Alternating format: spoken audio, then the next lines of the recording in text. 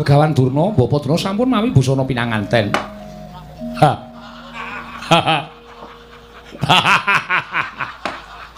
Panjenengan kok badhe gumujeng kok dadak kaya semune ragu-ragu. Bose, anake angkat ning buriku. Menawa aku guyu ning nganti nesu, inggih. Lah coba to, ora guyu ki piye coba gagasan? Gagasan coba Begawan Durna kuwi gagasan sandangane. Aduh. Wah, lah iki piye apa ya pancen kurang ngono apa piye? Ing atase nganggo sandangan manten kok kiwa tengen ditaleni kethuk. Kaya wong adol es. Monggo kuluk-kuluke ora kupluk manten. Iki rak topi hansip to iki. Kajengipun mbok menawi menika sampun dados niatipun Begawan Durna. Lah coba to, manten kok sandale lili. Ya wis ben iki. Kondak blekuduk suara kembal. Sumarante habla. Suarane kok dihalus-haluske. Calon manten. Andeng-andengan nang mripat. Nek disawang marayu ora kuat. Habla kondak blekuduk. Kula nyuwun wonten timbalan ngadhawuh Rama. Lho kusik. Kusik kok nyebut aku Rama iki arepmu piye? Sampun mboten saged dipun selaki malih. Bilih ngandika menika kan mande dados mara sepuh kula. Mila kula kedah nyebat panjenengan menika kanthi sebatan Rama Mara Sepuh.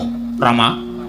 Kemarin kula ngaturaken sembah pangabekti kula kunjung sanipun paduka Kanjeng Rama Mara Sepuh inggih sembahan kula Rama Prabu Drupada. Kusik kowe nyebut Rama ya kena. Nek wis kelakon Dabi karo Wara Srikandhi. Lah Rabi we durung kok wis nyebut Rama kangge JR. Utawi gladi resik. Semados samangke menawi kula kelampahan dados putra mantu panjenengan menika mboten kiku. Ning ora apik. Mboten kedah mekaten. Kula kedah nyebat panjenengan Kanjeng Rama. Purun panjenengan kula peksa supados ndangu dhateng kula menika kanthi sebutan anak angger. Anak angger Begawan Durna. Waduh, lah aku sing ora bisa. Saged namung ngendika kemawon kok mboten saged. Dipun cobi Rama. Waduh. Anak Prabu Durwati piye? Dipun turuti kemawon tiyang gandrung menika mangke mindak mboten prayogi kedadosanipun. Rama, kemana kula ngaturaken sembah. Sumangga ping mabekti kula kunjuk saking putra mantu pun Begawan Durna Rama. Ilah dalah anak anggir. Anak anggir Durna ya tak tampa pangestune wong tuwa tampanono ya anak anggir. Inggih. Rama bapak. Panjenengan Rama bapak kula tampi adat teng Sukamarwata raos ing manahipun ingkang putra pun Begawan Durna. Iya, prayoga nunggu mulungguh. Sampun boten kirang sekeca, Rama. Iya. Rama. Iya. Ram. Iya. Rakokipun Ram. Wis ora tau. Oh nggih. Bapa Mremban Durna katuran karaharjan rawuhipun. Oh, kakak pertama. Kakak pertama kados pundi Bapa Mremban? Panjenengan menika kadang kula sepuh. Kula calon dados inggih menika pun tetimbanganipun pun Srikandhi mila menawi kula dados guru lakinipun pun para Srikandhi panjenenganipun sinuwun Prabu Puntadewa menika klebet kadang kula sepuh mila kula kedah nyebat panjenengan menika kanthi sebutan Kakang Mas utawi Kakang Prabu. Aduh Bapak, mboten aduh. Mboten aduh Bapak. Ing wonten menika adoh ya ana. Kula mboten sekeca. Kedah mekaten Kakang Prabu. Kula ingkang rayipun Begawan Durna, panjenengan guru kula. Sekolanipun sampun kula bubrah. Kula sampun dados boten dados guru. Kula samangke sampun dados sawijining titah semantah kemawon Kakang Prabu. Kakang Prabu Puntadewa keplang kula ngaturaken sembah pangabekti kula kunjuk Kakang Prabu. Lajeng kula matur kados pundi? Sampun basa, sampun karo adine kok basa. Mboten ilok. Adikku Durna, pangestuku tampan ana ngono. Aduh, mangke kula kuwalat. Mboten. Kula sampun matur kados mekaten mboten badhe kuwalat. Nyuwun pangapunten Bapak Penemban. Mboten dados menapa. Iya. Adikku Durna. Pangestuku tampanana. Raosipun kados kaya wis ijab karo Srikandhi rasane. Kabeh do nyebut aku Adi, kabeh do nganggep aku ki kadang taruna. Rasane kaya wis sah. Edan tenan. Bapak Penemban Durna. Katuran karaharjan rawuhipun Bapak. Kakang Prabu Ndarawati. Lho. Kula menika ingkang putra Ndarawati. Kakang Prabu sampun kados mekaten. Sampun kula jelasaken mawantu-wantu. Ing wonten mriki menika kadang kula sepuh sedayanipun. Mboten wonten mun kadang taruna menika mboten wonten. Kakang Prabu, bekti kula kunjuk. Aduh, cilaka menika. Kakang Prabu Baladewa kados pundi? Wis to dinut wae. Iya, Durna, ngono. Iya. Nuwun sewu Bapak Penemban. Sampun ngatos mawi nuwun sewu menika mangke ndak terani wis dikonsep. kok kemawon nggih. Iya, Durna. Pangestuku Tampanono ya diadiku cah bagus. Nah. Kok Prabu Ndarawati sampun kula tampi karya bombong raos sing manahipun ing rayipun Begawan Durna. Dipun sekecaken lenggahipun. Lho kok basa menika terus pundi? Iya. Diprayogake lenggahe ya Durna. Sampun boten kirang permoni. Anggen kula sampeyan terangsanipun Rama Prabu Drupada. Kresna, wonten dawuh. Iki kok apik dhewe nek mbageke anake angkat. Aduh. Iki ngapa kowe iki? Manggri ngrasani aku. Marak njaba. Durna. Durna. Kula wonten dawuh.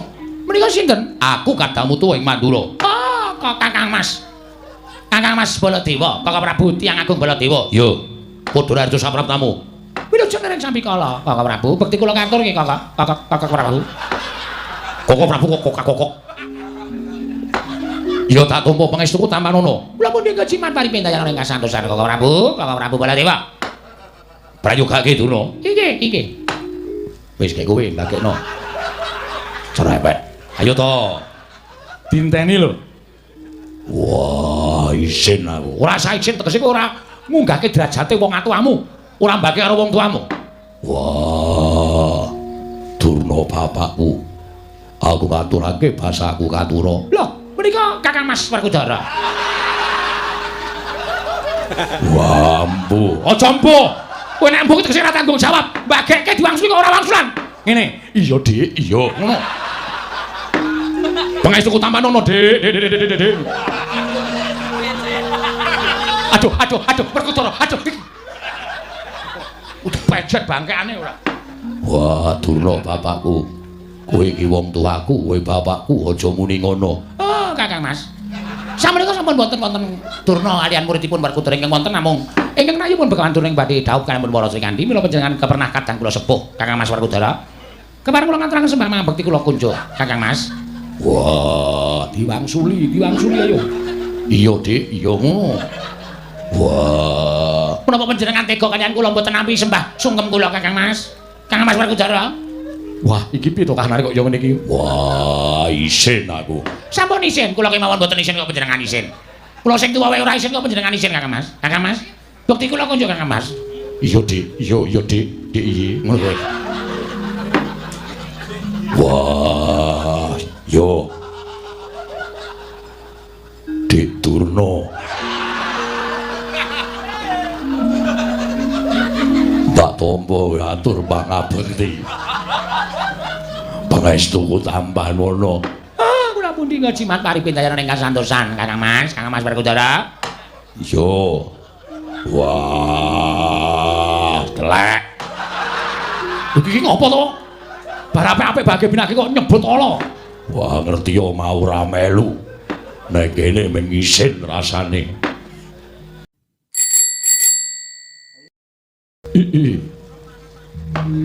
Hyang Agung, muga ngayumana marang Projeng Pancala sak isine. Persasat kaya dene kejukurukan mukir sari kelepaning samudra madu. Barang panjenengan ingsun lenggah siniwaka. Mara tumuli nyumurupi rawuh anak Prabu, putra-putra Narendra Gung Binathara. Ingkang wis padha mlumpuk ana ing Projeng Pancala, nuwun sewu. Anak Prabu Ngamarta ingkang pamaning Pancala ngaturaken karaharjan rawuhipun nggih. Nunamit pasang Kalimantabi pinabina ing Loduni dumawahing tawang-tawang paman Pancala. Tansah pinangan ing kawidadan sowanipun ingkang putra ing Ngamarta. Kepareng kula ngaturaken sembah sumangkeming pangabektinipun ingkang putra kunjuk Sandhapada Paduka paman Prabu Drupada ing Pancala. Kula tampi dawah sami-sami. Mboten langkung kaecana jigo kelawan pekiwu Durgama Sangga Runggi. Lenggahipun anak Prabu Ngamarta kaecalna raos tidha-tidha dipun sekecaken anggenipun lenggah wonten ing dhatru negaring Pancala nggih anak Prabu Ngamarta. Sampun boten kirang prayogi piswanipun ingkang putra ing Ngamarta paman Pancala. Anak Prabu Ndarawati katuran karaharjan rawuhipun. Nggih paman. Tansah pinangan kawidadan liring sambikala sawanipun ingkang putra ing Dwaraka. Namung kepareng kula ngaturaken sembah sumangkeming pangabektinipun ingkang putra kunjuk Sandhapada Paduka paman Prabu Pancala. Kula tampi akarya bombong. Raos sing manahipun ingkang bapa ing Pancala, boten langkung kasekecak wanggen jengan dikula lenggah.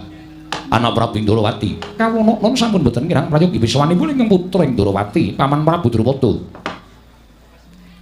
Anak Prabu Tiyang Agung Mandura. Kula ngaturaken karaharjan rawuhipun anak Prabu Mandura, anak Prabu Baladewa. Jagat Dewa Bathara. Ya jagat pangestu Ngara Paman Prabu. Tansah pinaringaning kawidadan niring sambi kala sawanipun ingkang putra ing Mandura. Durga mendhak kala sirna niring sambi kala sawan kula kepareng kula ngaturaken sembah sumangga pangabektinipun ingkang putra ing Mandura kunjuk ngersanipun Paman Pancala. Kula tampinggir akarya bombong raos sing manahipun ingkang Paman boten langkung kasekicak wanggen jengan dika lenggah. Paman sampun boten kirang prayogi pisawanipun ingkang putra ing Mandura pun Baladewa. Anak lanang wong gagah, anak lanang wong sentosa, Werkudara. Padhararja saprapta munggir kulup atmajaku bocah bagus. Bratasena. Wah. Slamet tekaku niring sambi kala. Sowan Drupada bapakku. Kepareng aku ngaturake sembahku katur ngersaning Drupada bapakku. Ya kulup musdak tampa karya bombong. Penggaling wong tuamu ing Pancala ora liwat prayogakno nggone ngadhep ngarsaning wong atuwamu ing Pancala nggir ora Kudara. Kaya iso ora kurang prayoga praptaku. Nggonku ngadhep ngarsaning Drupada bapakku ing negara ing Pancala. Syukur yen to kaya mengkono ora Kudara. Nuwun amit pasang Kalimantabi Koko Prabu. Nadyan ingkang rayi pun terus Tajemena kula ngaturaken sembah sumenging mangabekti kula kunjuk ngersanipun Kakang Prabu Ngamarta. Yayi kadangipun Kakang Trusna Jemena puspun Kakang Tampa. Ora liwat pangestunipun Kakang Tampanana. Kula pun dinggo jimat paripeh dayana ing kasantosan. Koko Prabu Ndorowati kepareng kula ngaturaken sembah pangabekti kula kunjuk. Iya, Yayi Trusna Jemena wis ndak tampa. Ora liwat pangestunipun Kakang Tampanana. Kula pun dinggo jimat paripeh. Mugi kasekicakno anggen jengan dika lenggah. Koko Prabu Mandura kepareng kula ngaturaken sembah pangabekti kula kunjuk. Yo Trusna Jemena. Ndak tampa ora liwat pangestunipun Kakang Tampanana. Kula pun dinggo jimat paripeh dayana ing kasantosan. Kakang Mas Panenggak kula ngaturaken bekti kula katur. Yo Trusna Jemena tak tampa. Ora liwat pangestuning wong tuwa Tampanana. Kula pun dinggo jimat paripeh dayana ing kasantosan. Kulup putra-putra Nalindra ingkang rikenggan sak mangke sampun kepareng rawuh. Embanipun nalika kula lenggah wonten ing dampar tumuli kula ngawuningani rawuhipun anak-anak kula. Inggih menika anak Prabu Ngamarta, anak Prabu Ndrawati menapa dene anak Prabu Mandura. Persasat boten mantra-mantra tedhakipun Alindra tetiga nanging kadidene tumuruning Jawata ingkang badhe andum kabagyan tumrap negaring Pancala. Boten mantra-mantra kitah swantah nanging kadidene tumuruning Sang Hyang Bathara Darma. Sumawana Sang Hyang Bathara Wisnu tuwin Sang Hyang Bathara Brahma ingkang badhe paring cecolok obor manahipun ingkang pamaning Pancala pun Drupada nggir Paman Prabu. Sumeng panggen kula ngabyantur ngersa paduka Paman Prabu estunipun namung badhe kepareng nyadong dawuh timbalanipun Paman Prabu ing Pancala. Nitik nawala ingkang sampun kula tampi nalika semanten Paman Prabu kepareng animbari sawanipun ingkang putra ing Ndorowati. Ngantos kadhi kula gelak lampah kula daya-daya prapteng negaring Pancala. Mboten wonten ingkang gumana musik salebeting manahipun ingkang putra ing Ndorowati kejawi namung anyadong dawuh timbalanipun Paman Prabu ing Pancala. Paman semanten ugi ingkang putra pun Ngamarta. Wonten paridamel menapa tuwin badhe wonten dawuh menapa? Dene paduka Paman Prabu kepareng amiji dhateng sawanipun ingkang putra pun Puntadewa. Semanten ugi kula ingkang putra ing Mandura ugi nyadong timbalanipun Paman Prabu ing Pancala. Wonten menapa? Menapa negari Pancala katempuing inggih menika parang muku ing badhe anjungking kawibawanipun Paman Prabu. Manapi tetelo mekaten sampun kantos paduka Paman Prabu tedhak saking dampar jemangkahaken suku ngrumbih-mbiyahaken asta. Sekaping putra ing Mandura ingkang sagah damel padhang kawontenan negari ing Pancala. Ewadene menawi wonten bab ingkang sanes badhe wonten pangandikan paduka Paman Prabu ing titik lenggan sak mangke wonten Madaning Datulaya tumunten ingkang putra ing Mandura nganglungaken jangga nilingaken karna nega mastuti sabda utama paduka Paman Prabu Pancala. Paman Prabu Drupada handrah ingkang puswitarum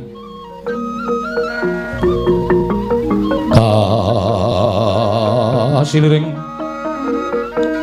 samirana mre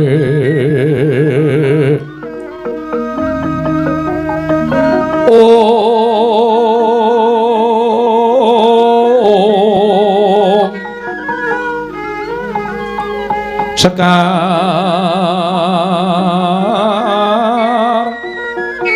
kadung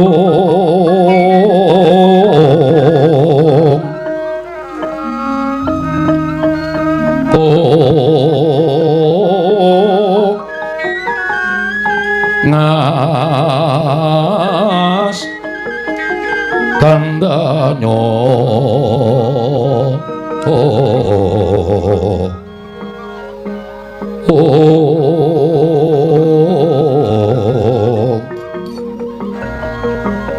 Maweh raras renaning griya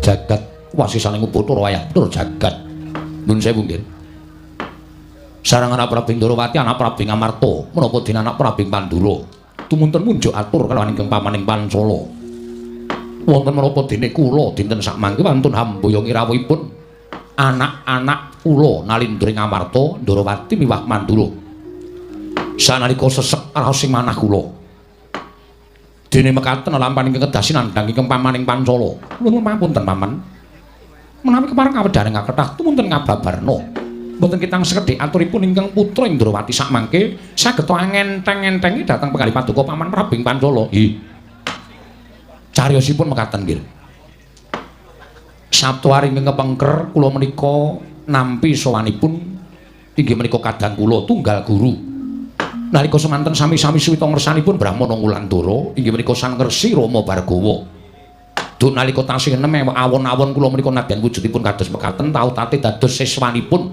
Brahmana Wulandara inggih menika Resi Rama Bargawa sesarengan kaliwanipun inggih menika Kakang Dewabrata menapa denipun Kumbayana inggih lah mugi dadosna kawuningan Sabtu ari ingkang kepengker kula menika nampi sowanipun Kumbayana inggih menika pun Begawan Durna monggo panjenengan ngertos Kumbayana kaliyan ingkang paman ing Pancala menika persasat toya kaliyan lenga mboten saged dipun dadosaken setunggal sengitipun Kumbayana sengitipun Begawan Durna kaliyan kula menika persasat sampun boten saged dipun gambaraken menawi pinanggih kaliyan kula menika raosipun Durna menika paribasanipun kados anuwek-nuweka wong kang tanpa dosa paman Prabu kasinggihan mekaten nadyan sampun wong salwangsul menika damel sae kaliyan pun Begawan Durna ewadene mbok menawi raos gething keburu sengit tuwin raos mboten remen kaliyan kula menika sampun tumanem lebet wonten salebeting manahipun inggih menika pun Begawan Durna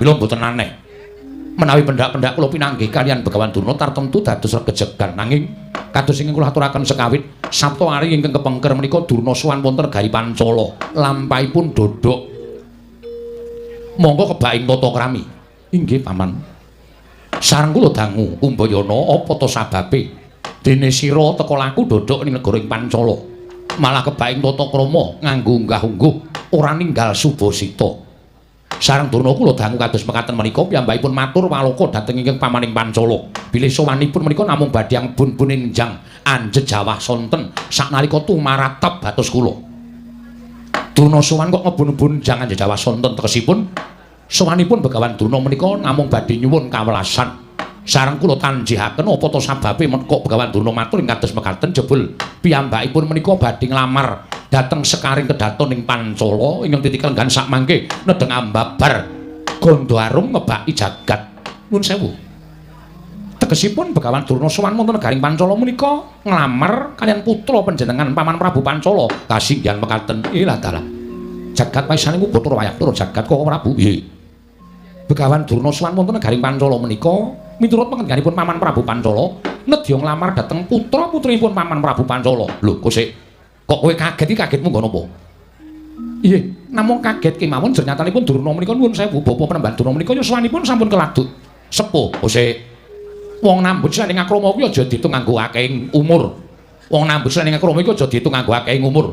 Nadyan wis tuwa, nanging ento pancen kuwi digathokake kalawan sing murbeng jagat. 1000 dalane nggone bakal kelakon. Mula perkara iki aja tok gawe aneh. Aja tok gawe perkara iki aja tok gawe bab sing ganjil, nanging pitungan nganggo nalar sing ganep. Durna sowan ana ing negara Pancala nglamar kalawan para Sri Kandi. Kuwi wis bener, kuwi wis apik. Ya mung kari Sri Kandine piye? Nek pancen gelem, tegese pancen jodhone. Ning yen ta ora, ya tegese dudu jodhone Begawan Durna. Lah menika nggih. Janjanipun nalar kula anggenipun mitung iki kados makaten menika. Durna menika mboten lepat, Durna bener. Wong nyatane Durna menika piyai kakung, nglamar dhateng piyai putri menika sampun satrepipun. Namung kula nuwun sewu. Tembungipun tiyang badhe nambut saning akrami menika miturut ujaripun para sepuh ngibaratipun kados dene tiyang keplok. Keplok menawi namung tangan setunggal menika mboten badhe mungel.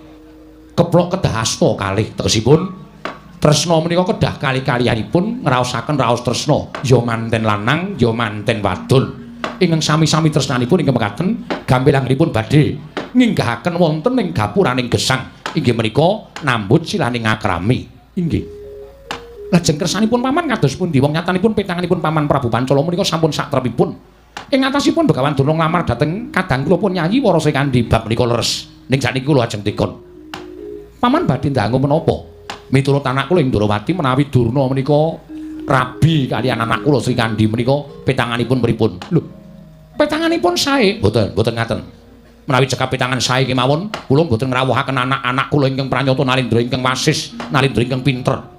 Nanging panjenengan kula rawuhaken wonten negari Pancala menika namung badhe kula suwuni priksa. Petanganipun tiyang rabi menika miturut anak kula ing Ndrawati kados pundi? Miturut kula wonten pinten-pinten perkawis paman, pinten-pinten perkawis upaminipun setunggal. Gegaranipun tiyang mangun Bali Wisma menika kedah wonten raos seneng. Seneng tegesipun tresna. Sabab gegaranipun tiyang nambut saning akrami menika kedah sami-sami tresnanipun. Kados ngendikipun paman, keplok mboten kenging tangan setunggal, nanging kedah asta kalih. Lah inggih. Manten lanang ya tresna, manten wadon inggih nggadahi raos tresna. Menika mangke badhe sae ketadosanipun. Lah inggih, lajeng angka kalih inggih menika kenceng. Lho, mawi kenceng kedah. Tiyang rabi kok dadak nganggo kenceng. Kowe lah menika wigati lho, Paman. Menawi boten kenceng boten saged rabi. Kok Prabu sampun ngados mekaten kenceng wonten ing mriki menika kenceng tekadipun. Ora rak ngono tok genahke sik. Inggih, kenceng tekadipun margi tiyang nambut siraning akrami menika bebasanipun sebaya mukti, sebaya mati. Yen abot padha dipikul, yen nenteng padha dicangking. Menika amargi tiyang nambut saning akrami menika mboten kok pados rencang gesang menika mboten. Nanging mengko garwa satunggiling putri menika kinarya ngenteng-entengaken pedamanipun piyai kakung. Mila sampun ngantos klentu anggenipun milih dhateng sewiji-wiji margi wanita menika wonten werni kalih. Lho, wanita menika wonten werni kalih. Inggih, wanita ingkang saged nyinggahaken derajatipun piyai kakung, nanging ugi wonten wanita ingkang sagedipun namung badhe ambebecer dhateng asmanipun piyai kakung. Tegese wanita menika kala wau namung badhe saged damel pasuryanipun piyai kakung menika saya kucem lan boten badhe pikantuk asma wonten ing pasrawungan sejati. Ngaten. Anak Prabu inggih paman. Mila kedah kenceng tekadipun. Salajengipun kepareng. Kepareng tegesipun tiyang sepuhipun penganten kakung lan tiyang sepuhipun penganten putri menika kedah sami-sami nyarujuki. Mergi tiyang nambut saning akrami menika kula nuwun sewu, mboten kok njodokaken awakipun piyambak. Nanging njodokaken tiyang sepuh mitra kawruh sanak kadang miyang tangga tepali. Ing salajengipun wilujeng mboten ketang namung sarwa ringkes kedah dipun wilujengi anut tata adat budaya ingkang lumampah wonten negaring Pancala. Gose aku tak takon. Bab sing kepareng iki mau sajake rada ganjil. Ganjilipun wonten pundi? Iki sing arep digrembug perkara rabine Durna karo para Srikandhi. Nadyan durung cetha Srikandhine gelem apa ora, ning sing dirembug dening Paman Prabu Pancala kuwi perkara rabine Durna karo Srikandhi. Saiki aku tak takon. Tembung munggon kepareng mau yen wong tuane manten lanang lan wong tuane manten wedok wis padha sarujuk. Saiki aku tak takon. Kok Prabu badhe nimbali menapa? Yen upama mantene wis ora duwe wong tuwa. Contonipun, contone Durna. Durna kuwi wis ora duwe wong tuwa. Monggo Durna ki wong lana, tegese lunga saka negarane. Mula tangeh Durna bali marang negara ing atas angin. Tegese kang kaya mengkono ki mau carane kepiye? Supaya kepareng mau bisa rinengkuh dening temanten sakarone. Menawi tiyang sepuhipun sampun boten wonten inggih kedahipun putranipun. Lho, anake. Inggih, upaminipun nuwun sewu Begawan Durna menika nggadahi putra. Inggih menika pun Aswatama. Menawi Aswatama menika sarujuk menika sampun sah Koko Prabu. Oh ngono. Inggih. Nek upama udu anake tenan piye? Tegesipun, lho tegese upama anake angkat utawa murid sing diangkat dadi anak ngono piye? Inggih menika saged. Koko Prabu kok dawuh mekaten pegritipun ngene Gusti. Ngrembug Durna ngarep Prabu iki ning anake angkat sing neng kene. Sinten Koko Prabu? Lho, si Adi apa ora krungu kabare? Yen to kadang Kunjo Dipati Werkudara kuwi dadi anake Durna. Saploke dheweke diwenehi tirta pawitra maning Suci. Suci kok suci. Suci dheweke terus ngangkat Durna kuwi bapakne. Mula kowe ngerti dhewe, pendak-pendak Werkudara ketemu karo Begawan Durna iki, Durna bapakku. Kuwi tegese Werkudara wis diangkat dadi anake Begawan Durna. Lah saiki nek Asatama ora ditareni, terus sing ditareni anake sing ditresnani ya kuwi Werkudara piye? Werkudara, oh. Bapakmu arep rabi piye? Rasaku ku cangkeme Baladewa. Kose kowe iki Kose to iki rembugan apik-apik kok nyangkem-nyangkeme wong tuwa. Wah, maune ora eneng apa-apa aku dadi kowe nyampluk iki wonengen. Apa aku ganggu kamardikanmu? Apa aku ganggu uripmu? Aku ora ganggu uripmu, aku ora ganggu kamardikanmu. Ana wong meneng bae. Tok ugreh-ugreh, kowe nguthik-uthik macan turu bebeda sing barung. Kose, iki ora perkara nggonku bebeda karo Werkudara ora. Ning iki rembug sing wigati. Durna arep rabi, mongko Durna ora duwe wong tuwa. Dheweke iki pendhita nglana, lunga saka negara atas angin. Aku taren karo Kresna. Upama ora duwe wong tuwa sing ditareni sapa? Anake. Upama Asatama ora iso ditareni, ya anake angkat. Saiki aku tak takon karo kowe. Kowe ngakoni Begawan Durna ki bapakmu angkat apa dudu?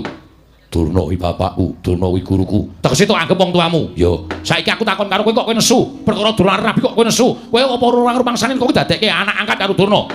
Aku ngrumangsani ning perkara rabi aku ora melu-melu. Lho, ora melu-melu piye? Kudu melu-melu.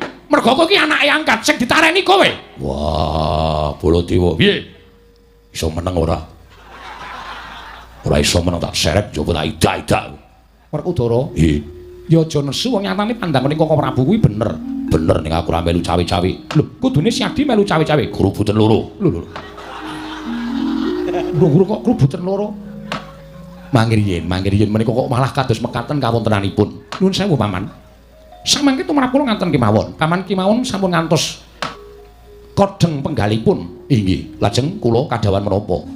Samangke kula badhe nyuwun dawuh. Nalika semanten Bapa Penemban Durna sowan, tumunten menapa wonten dinten ingkang sampun kajanjekaken dhateng pun Begawan Durna supados sowan malih wonten negaring Pancala. Nggih. Dinten menika ingkang sampun kula semadosaken kaliyan pun Begawan Durna. Dinten menika ingkang sampun kula aturaken dhateng pun Kumbayana. Sabtu ari ingkang sampun kelampah kula kedah paring wangsulan dhateng pun Kumbayana. Lah menika mangke menawi Kumbayana sowan wonten negaring Pancala, kula kedah matur kados pundi? Blokasuta kemawon lho nggih. Blokasuta kemawon. Kula mboten badhe nutup-nutupi nek anak kula Wara Sri Kandi menika badhe kawangku dening Begawan Durna, ati kula ora lila, ati kula ora ikhlas. Ing atase anak kula menika nuwun sewu ngibarate kembang lagi mekar-mekare turambabar gondo arum.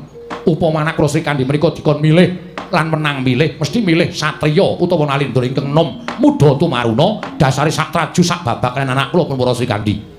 Mesti kemawon anak kula badhe dawah wonten kamulyaning urip ingkang sejati. Ning nuwun sewu, upama linambarana rasa tresna nek anak kula sing isih enom kaya ngoten niku kok diwengku wong tuwek kaya Kumbayana, ati kula ora ikhlas. Ati kula ora lila. Mila sakmangke kula nyuwun pambiyantunipun anak-anak kula ing sami lenggah wonten negaring Pancala.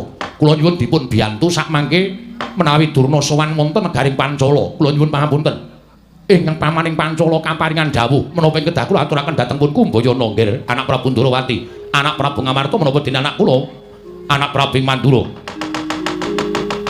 Sikra-sikra yen permana kanca sikra ngrake nawang sesangka.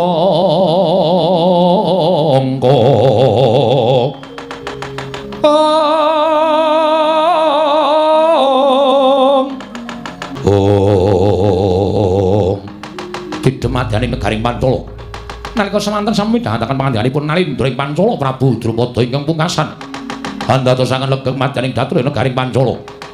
Nglenggahi kanyut minangka wardu kanutku Jarawa ganten wardu Jarawa Keca.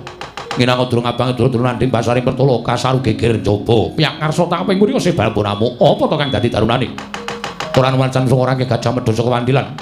Kejawi ingkang sampun angrasuk busana cara pinanganten. Nyerpepeh. Pindha sata mekarangan. Nalika semanten kiwa tengen gembul kethuk lumampah Sang Begawan Durna dipun tabuhi piyambak tatuk minggah akarya kagiat kang samya mulati kanca piyak-piyak ana daya wingi ladal jagat dewa bathara jagat pangestu ngoro. Nuwun sewu nggih wonten dawuh Paman Ndara dasih menapa rantamaning manah kula nembe kemawon kula raosi jebul pinanggihipun Begawan Durna menika pandhita pinunjuling apak-apak mrujuling akarep Nyatanipun boten saged dipun raosi menika sampun sowan. Inggih. Jaba pito. Wong durung ana wangsulan saka calon manten wadon gelem lan orane menika sowan kok malah sampun ngagem busana pinanganten. Inggih, kula miyambah nggih sampun mangertos, Kakang Prabu. Nggih. Begawan Durna, Bapak Durna sampun mawi busana pinanganten. Ha.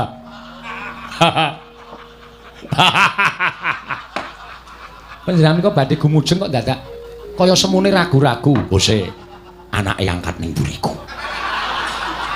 Ana aku guyu nek nganti nesu. Inggih. Lah coba to, ora guyu ki piye coba gagasan? Gagasan coba Begawan Durna kuwi gagasan sandangane. Aduh. Wah, lah iki piye apa ya pancen kurang ngono apa piye? Ing atase nganggo sandangan manten kok kiwa tengen ditaleni kethuk. Kaya wong adol es. Monggo klupluke ora kupluk manten. Iki rak topi hansip to iki. Kajengipun mbok menawi menika sampun dados niatipun Begawan Durna. Lah coba to, manten kok sandale lili. Ya wis ben. Paman wonten dawuh katimbalana, Paman. Sowanipun Bapak Pemban Durna menika kados pundi kawontenanipun? Durna Kumbayana. Adikku sak peguron. Begawan Durna padha raja sak praptamu Kumbayana.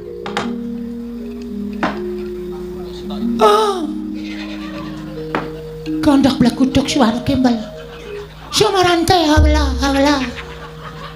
Lho suarane kok dihalus-haluske. Calon manten. Andeng-andengan nang mripat. Nek disawang marayo ora kuat. Allah, gondok blekuduk. Kula nyuwun wonten timbalan ngadhawuh Rama. Lho kusik. Kusik kok nyebut aku Rama iki karepmu piye? Aku ki sedulurmu tuwa. Aku sedulurmu tuwa tunggal sak pagurun. Kowe iki biasane nek nyebut aku Kakang Sucitra utawa Kakang Drupada. Lah kok sagedhakan iki kowe nyebut aku nganggo tembung Rama iki karepmu piye? Sampun boten saged dipun selaki malih. Bilih sing andika menika kan mande dados mara sepuh kula. Mila kula kedah nyebat panjenengan menika kanthi sebatan Rama Mara Sepuh. Rama. Kemarin kula ngaturaken sembah pangabekti kula kunjung sanipun paduka Kanjeng Rama Mara Sepuh inggih sembahan kula Rama Prabu Drupada. Kusik kowe nyebut Rama ya kena. Iki nek wis kelakon rabi karo Wara Srikandhi. Lah rabi we durung kok wis nyebut Rama kangge JR. Utawi gladi resik. Sumados samangke menawi kula kelampahan dados putra mantu panjenengan menika mboten kiku. Ning ora apik. Mboten kedah mekaten. Kula kedah nyebat panjenengan Kanjeng Rama. Purun panjenengan kula peksa supados ndangu dhateng kula menika kanthi sebutan anak angger. Anak angger Begawan Durna. Waduh, lah aku sing ora bisa. Saged namung ngendika kemawon kok mboten saged. Dipun cobi Rama. Waduh. Anak Prabu Durwati piye? Dipun turuti kemawon tiyang gandrung menika mangke mindak mboten prayogi kedadosanipun. Rama, kemana kula ngaturaken sembah. Sumangga ping mabekti kula kunjuk saking putra mantu pun Begawan Durna Rama. Lah dalah anak anggir. Anak anggir Durna ya tak tampa pangestune wong tuwa tampan ngono ya anak anggir. Inggih. Rama Bapak. Panjenengan Rama Bapak kula tampi dhateng suku Amarwata raos sing manahipun ingkang putra pun Begawan Durna. Iya, prayoga nunggun mulungguh. Sampun boten kirang sekeca, Rama. Iya. Rama. Iya. Ram. Iya. Rakokipun Ram. Wis ora tau. Oh nggih. Bapa Pemban Durna katuran karaharjan rawuhipun. Oh, kakak pertama. Kakak pertama kados pundi Bapa Pemban? Panjenengan menika kadang kula sepuh.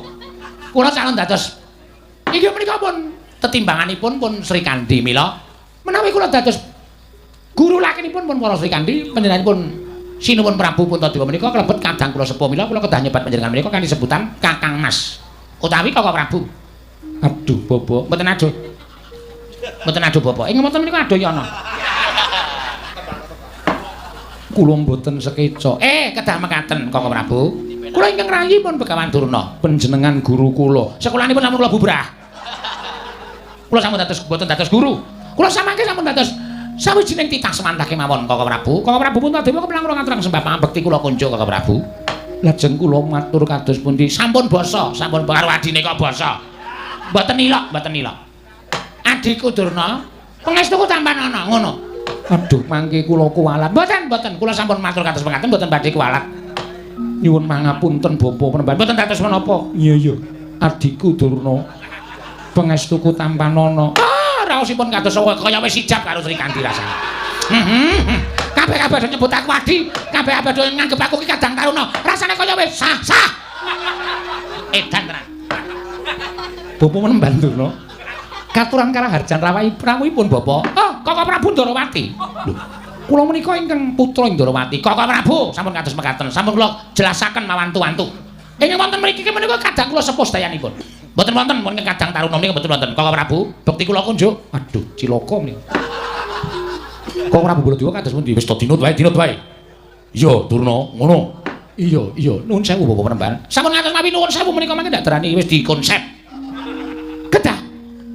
Ingkang merdeka kemawon nggih. Iya, Durna. Pangestuku tampanana ya di adikku cah bagus. Nah. Kakang Prabu Ndarawati sampun kula tampi karya bombong raos sing manahipun ing rayipun Begawan Durna. Dipun sekecaken lenggahipun. Lho kok basa menika kados pundi? Iya.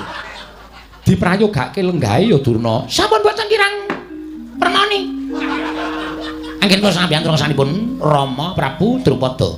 Kresna, wonten dawuh. Iki kok apik dhewe nek mbageke anake angkat. Aduh. Iki ngapa kowe iki? Manggih ngrasani aku, larak njaba. Lho. Durna. Kula wonten dawuh. Menika sinten? Aku kadangmu tuwa ing Mandura. Oh, kok Kakang Mas. Kakang Mas Baladewa, Kakang Prabu Tiyang Agung Baladewa. Yo. Padha arjo sapraptamu. Wilujeng dereng sampikala, Kakang Prabu. Bekti kula katur nggih, Kakang Prabu. Kakang Prabu kokok. Ya tak tampa pangestuku tampanana. Kula pun ninggal ciman paripindayan ing kasantosan Kakang Prabu Baladewa. Prayogake Durna. Iki. Wis kek kowe mbagekno. Cerewet. Ayo to. Dinteni lho. Wah, isin aku. Ora sah isin tegese kowe ora ngunggahke derajate wong atuamu. Ora mbake karo wong tuamu. Wah. Durna bapakku. Aku ngaturake basaku katura. Lho, menika Kakang Mas Werkudara. Wah, ampuh. Aja ampuh. Kowe nek ampuh tegese ora tanggung jawab. Mbageke diwangsuli kok ora wangsulan. Ngene. Iya, Dik. Iya. Ngono. Pangestuku tampanana, Dik. Aduh, Werkudara. Aduh. Udah pejet bangkeane ora. Wah, Durna bapakku. Kowe iki wong tuaku, kowe bapakku, aja muni ngono. Oh, Kakang Mas. Samenika sampun wonten Durna kaliyan muridipun Werkudara ingkang wonten namung ingkang rayipun Begawan Durna ing badhe dhaup kaliyan para Sri Kandi mila panjenengan kepernah kadang kula sepuh, Kakang Mas Werkudara. Kepareng kula ngaturaken sembah mangabekti kula kunjuk, Kakang Mas. Wah, diwangsuli ayo. Iya, Dik, iya ngono. Wah, menapa panjenengan tega kaliyan kula mboten nampi sembah sungkem kula, Kakang Mas? Kakang Mas Werkudara. Wah, iki piye to kahanane kok ya ngene iki? Wah, isin aku. Sampun isin, kula kemawon mboten isin kok panjenengan isin. Kula sing tuwa wae ora isin kok panjenengan isin, Kakang Mas. Kakang Mas, bukti kula kunjuk Kakang Mas. Iya, Dik. Iya, Dik. Dik iki. Ngono kowe. Wah, yo. Dik Durna. Tak tombo atur pangabekti. Pangestuku tampanana. Kula pundi ngajimat paripindayan ing kasantosan, Kakang Mas Werkudara. Iya. Wah, telek. Iki ngopo to? Bar apik-apik bage binake kok nyebut ala. Wah, ngerti yo mau ora melu. Nek kene men ngisin rasane. Durna, kula wonten dawuh Rama. Piye? Eneng apa? Lho, netepi dhateng perjanjen. Ingkang sampun paduka ngendikaken bilih rekelengan samangke ingkang putra ing Sokalima pun Bambang Kumbayana. Inggih Bambang Durna. Sumados sowan badhe nampi pangandikanipun Rama sepuh kula inggih Rama Prabu Pancala. Anggenipun paring dawuh Sri Kandi menika badhe kaparingaken dhateng kula menapa mboten? Oh ngono. Inggih. Menawi kaparingaken dinten menika ugi dipun kepiyaken dhaup asta lumiat ingkang putra pun Begawan Durna pikantuk inggih menika pun Dyah Ayu para Sri Kandi. Nanging menawi boten sababipun menapa? Menapa Sri Kandi gadahi pepanggil? Menapa Sri Kandi gadahi rupa kepinginan? Mangke kula badhe mujudaken. Namung sak mangke kula aturi paring dawuh Oh, Rama kula menika sampun boten kiyat. Kula sampun boten saged ngampah dhateng hartaning raos ingkang kula kepengin dawuh kaliyan para Sri Kandi. Oh, mendak dinten kula menika namung tetembangan wonten ing griya Sukalima. Paningal kula menika sampun wangsul ngapusi dhateng kula. Pendak-pendak kula menika lelenggahan wonten ing sangajenging pertapan Sukalima wonten satunggiling wanita ingkang medal ngajeng margi Sukalima menika tertentu kula salajeng kula celuk Sri ngaten niki. Monggo naminipun utami. Menika wangsul ngantos kewirangan. Oh, Rama menika anggen kula gandrung kaliyan pun para Sri Kandi. Oh, Sri Kandi, mesakno aku ya aku wis kebangetan kok tresno karo kowe. Kamar wis tak eden-eden. Kamar Sukalima wis tak gawe kaya dene kamar pinanganten. Oh, aku duwe cita-cita malam pertama ning Gejlik. Mula kamar tak gambari Gejlik. Kawane grojokan supaya rasane iso ngrasake saresmi karon se karo kowe para Sri Kandi. Iya Durna sabar ya sabar. Nggih sampun boten saged sabar aduh. Aduh kula namun boten saged ngampah dhateng ardaning kalemson ingkang kados mekaten menika. Jebul tiyang gandrung menika awratipun boten kanten-kantenan. Mila leres ngendikaken para sepuh menika sami ngendikaken wong gandrung menika abote kaya wong nyangga bumi. Wah. Aduh Rama. Apa?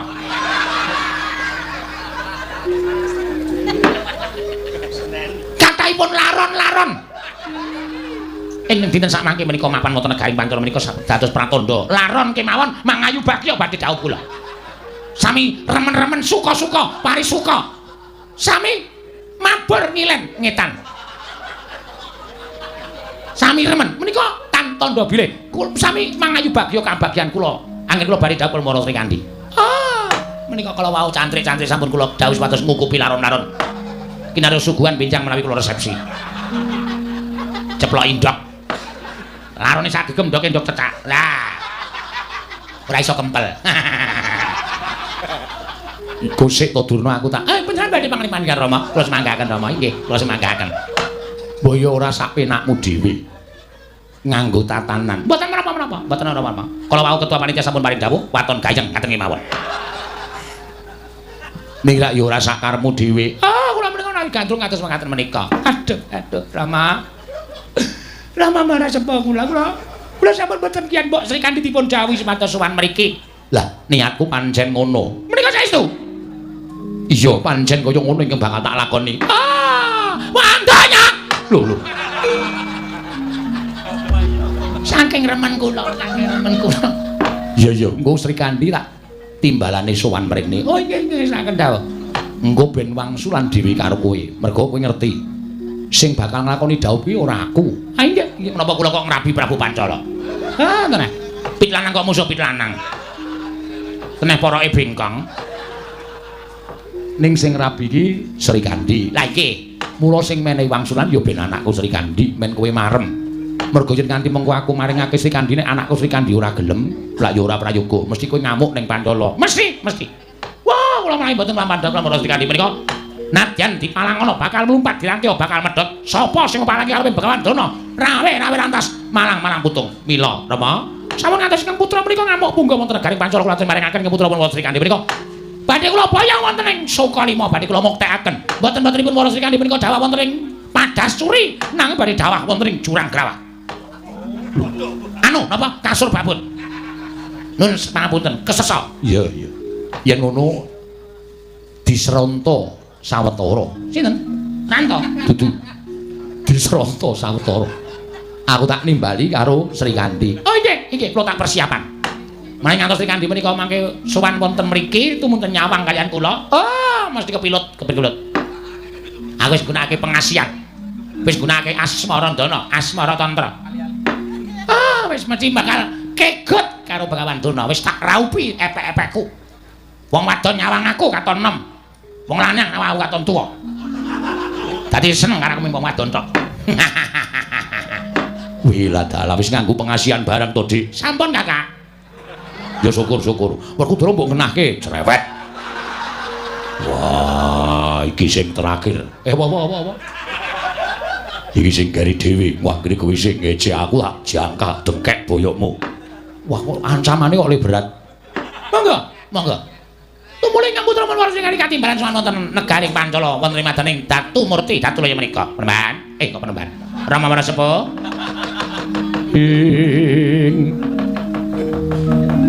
tansah marpamoring sukma sinukmaya sinumaya winayo ing ngasepi oh terus ta jumena wonten dawuh terus ta jumena dudu kowe Durna oh mireng kula menika Bambang Kumbayana dudu terus ta jumena wonten dawuh Rama Mbak Yumu aturana tindak mrene sowan ngersaning pun Rama nek ngestaken dawuh nyuwun pamit madhal pasan lho menika estu to iya tenan Sri Kandi oh Sri Kambaliya Sri jagat Dewa Bathara lho Cahayu kaget atimu kowe tak timbali netesaken kaget ora sing manah kula Rama kepareng ngaturaken sembah sumeng ing mabekti kula kunjung ngersa paduka Kanjeng Rama ya tak tampa pangestunipun Rama tampanana kula mun dinggo jimat paripindhayan ing kasantosan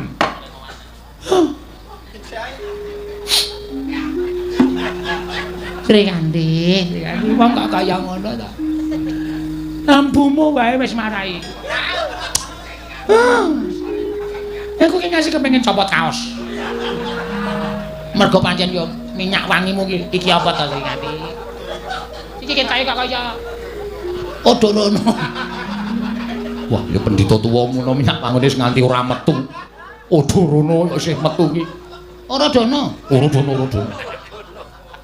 oh Sri Kandi makulitanmu kuning aku ki nyawang saka mburi wis senenge raja-macam Dodol aku wong kok kaya ngono iki njur kepiye to ya aku arep wah aku malah bingung aku dadi aku malah pikir aku tekan kono-kono Sri Kandi rambutmu ireng janges nganti kaya grojokan mongko wiwit cengel medhun kok kaya ana rambut cilik-cilik tipis-tipis aduh iki suwe-suwe kok nggon aku polah dhewe ya menapanipun Bapak lho Bapak dos pundi apane Adi Durna oh wis ora karuan Sri Kandi nyun mapunten Rama menika kados peremban Durna iya lan kuwi tak kandhani inggih Durna sowan dandan manten kasinggihan mekaten menapa badhe dawuh lho ya pancen arep rabi ing dipun angkah sinten wis tuwa kok ora gawean mengari mendem kok dadak rabi barang sabar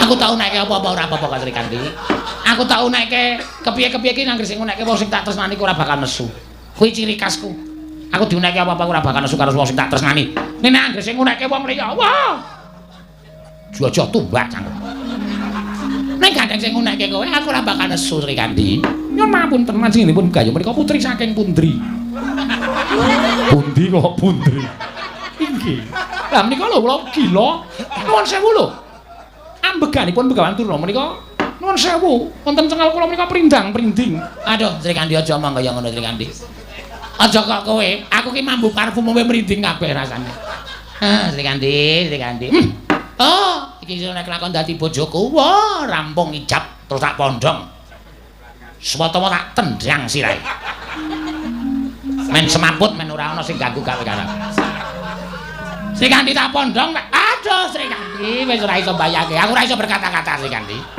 Hidana Werkudara baleni nek aku ki mung arep takon rasa cerewet takonku ora magepokan karo Begawan Durna rasa cerewet ya wis kok Prabu iki sampun to kajengipun sing jeneng wong gandrung menika diujarne mawon arep omong apa-apa nek dicentulani malah awake dhewe mengko malah dikira ora cocok gedene maido lah ya Sri Kandi aduh iki ganjelan kok udu kok apa to ora ngomong apa kok mek-mekan lho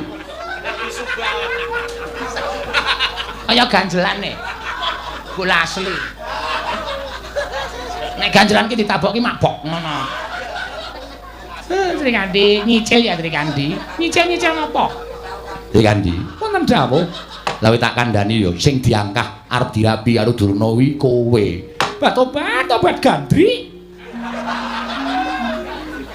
mriko estu menapa namung guyon lho tenan mulane kowe tak timbali mrene kowe wangsulan dhewe karo Durna wis tak pene kamardikan Purbawasisa tak utuhi tak pasrahke marang kowe wangsulan karo Begawan Durna kowe ingkang bisa nirep bakal dumadining gegeran ning negara Pancala merga yen nganti luput gumu wenehi wangsulan durna mengko nesu wekasan kriwikan dadi grojogan geguyon dadi tangisan mula kudu mbok pitung kanggo nalar sing ganep katentreman lan nurane negara Pancala dumunung ana kedaling latimu Cahayu ing wanodya yutama ngambar arum sang kusuma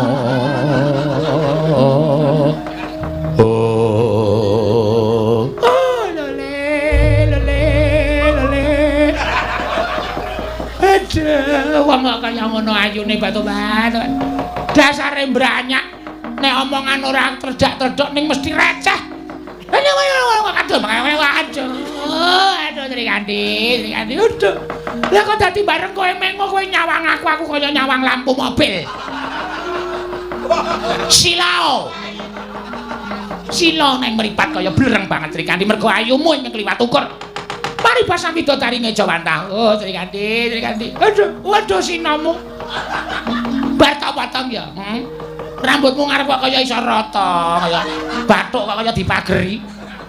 Aduh, Trikandi, mripatmu iki lho lek nyawang ketoke ora blarak-blarak. Sipit ning kok waduh ning ati jan iso rajah-rajeh tenan aku. Oh, lole. Aduh lambemu Trikandi, lambemu abang kaya ngono kuwi. Aduh gula sak numlek. Gula Jawa sak numlek. Wah, kuwi nek upama digeget ora ya nang pantai kuwi.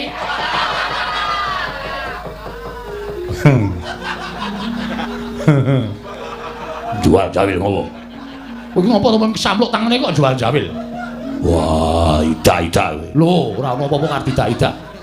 Nuwun sewu Remban, bekti kula kunjuk. Oh iya, sayang tak tambah. Pengestune Abi Tamanana ya. Abi sinten? Abi Silitonga. Abine dilangi, tongane dilangi dadi mengkari. Kula katakan bekti kula kunjuk. Iya, tak tambah. Calon garwaku Cahayu, Wara Srikandi. Oh, piye? Ger, no. Nduk yang Cin. Kowe arep ngapa kowe? Menapa panjenengan Begawan Durna menika rawuh puniki badhe mengko garwa kaliyan kula? Sejatine pancen kaya mengkono. Diajeng, sejatine pancen kaya mengkono ya, Nduk. Tobat. Persasat kadidene kejugurkan Bukir Sari kula paling samudra mati ngatasipun namung sak kula kemawon badhe menengku pendhita ingkang kondang kalukeng krat. Ah, iki tanda-tanda. Tanda-tanda bakal gelem karo aku mergo wis ngalembono karo aku. Inggih. Kula nuwun sewu menawi sakintenipun kula menika kelampan dawalan Begawan Durna menawa bapa penemban Durna menika remen. Oh, pancen kuwi penjangkahku. Pancen kuwi gegayuhanku. Dadi upama kowe gelem tak rabi wae, kowe njaluk apa Wara Trikandi? Wantor ora njaluk tumurune rembulan. Ora njaluk tumruning srengenge mesti bakal tak pinangkani. Nadyan kowe njaluk ing pampane ana ing Kayiwangan, aku tak munggah ning Kayangan matur para dewa. Nek pancen ora maringake, trima tekaning pati. Kuwi gedhening tresnaku karo kowe. Inggih. Matur sembah nuwun. Tandha Trikandi piye gelem ya? Dereng. Lho. Durung piye Trikandi? Durung tegese kowe ora gelem. Mboten perkawis mboten pura menika. Jer kula menika pitados. Jodoh pesti pati menika ing ngasta panguwasaning Gusti. Heeh, pancen bener. Mila menawi sampun dipun tetepaken kula menika dados garwanipun Begawan Durna ya ora bakal kula selaki.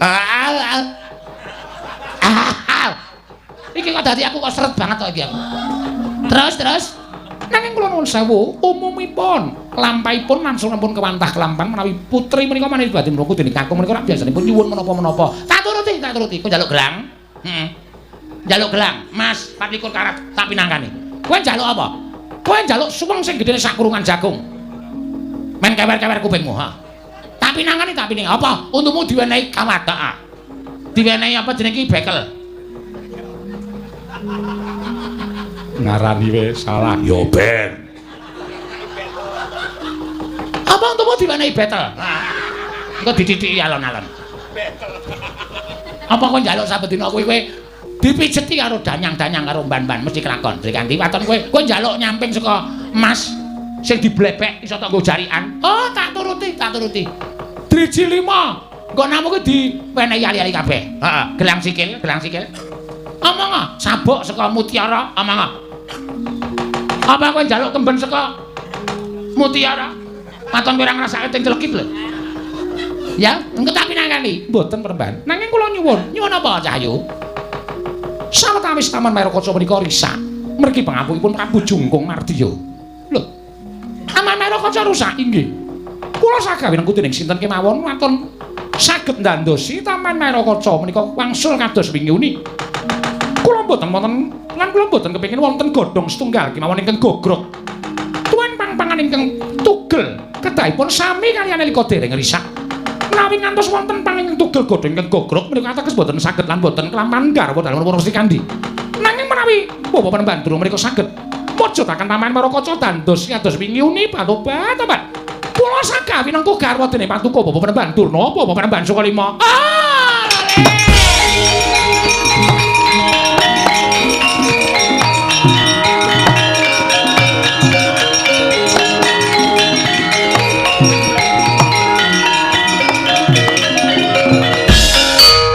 Kandhang bleguduk sualu gembel.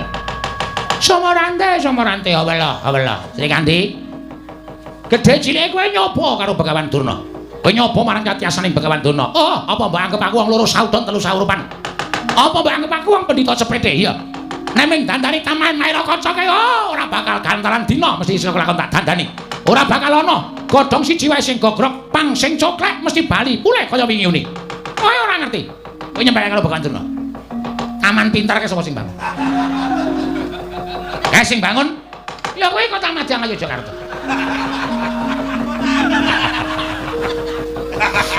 Durna bengi iki jan apik tenan.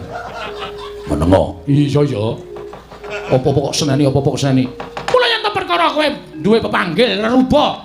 Ya kuwi bab Taman Mairakaca. Dikandi aku njaluk pamit. Aku arep mangkat apa? Aku arep njaluk kasekten saka panguwasaning para dewa. Yen wis kelakon aku entuk syarat srana dandani Taman Mairakaca. Taman Mairakaca dandani bali kaya wingi uni. Ya, Trikandi kuwi tiba ning pangkoning Begawan Durna, Trikandi.